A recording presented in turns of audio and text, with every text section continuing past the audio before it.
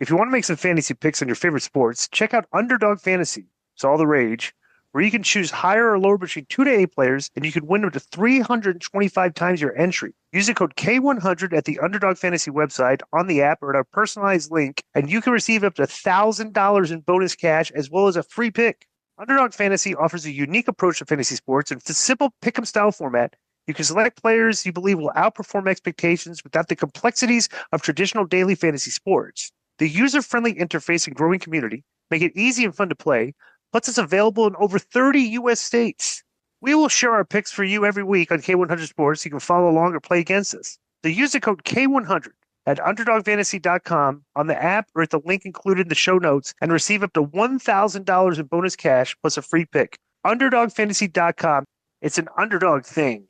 Joe, pull up the Collision quarters, because this is another show that they said was another great run of shows that they've been doing.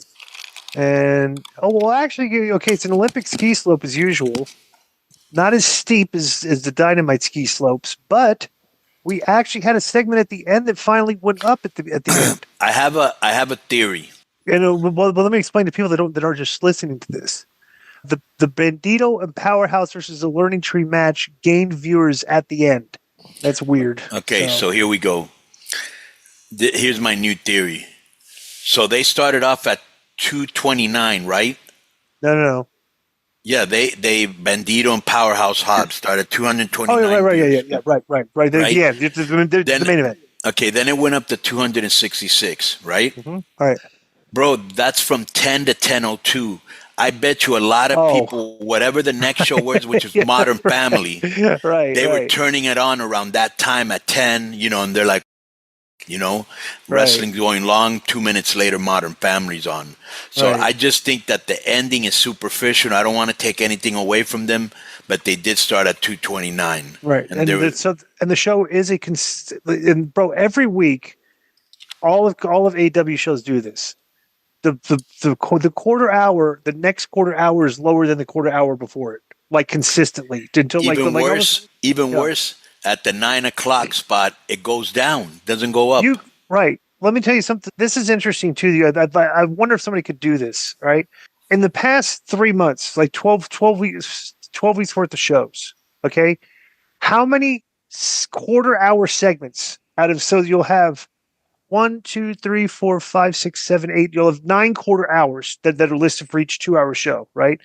How many segments of the quarter hours go up over compared to how many have gone down over a 12-week period? Like, bro, the math on that has got to be absolutely just unbelievably bad. Remember, it stood out so much because that one Harley Cameron quarter went up. Right, that went up. It was like, bro, count.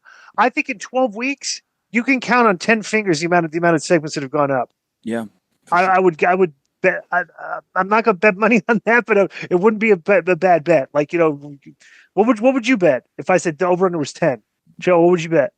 Oh, under. Under, right. Konnan, you're muted, by the way. Did you guys watch Dynamite? Joe, can you just check something out with Grok? Yeah. Ask him who are the top 5 TV ratings draws for AEW. All right. See if we can actually give that information. It might. And go do the deep dive on that. You can do deep search, Joe, on Grok. I see. All right. So let's start off as SmackDown. Or no, excuse me. Dynamite opens up with MJF in the parking lot in like a neighborhood, like they're at a building that looks like it's just in like the suburbs, right? And they're like in the back, like you're behind like a regular building. This is not, bro. They have not shot their segments well lately, bro. You need to find the electrical wires in the background. The walls were. What? Can you hear me, guys? You were breaking up before. You're back. Yeah. Sort of. Yeah, I think when it does break up, I think on my what screen he was it says your connection is unstable. Yeah, and we were having pretty good luck with Zoom too. Yeah. Then underneath it said that we believe you're mentally unstable. Nothing. It's weird. Go ahead. You're weird. Yeah. So I have this Grok answer. Yeah. I don't. It says based on the data up to early March. Can you hear me? Here's Grok's assessment of the top 5 TV ratings draws for AEW. Number 1, Jon Moxley.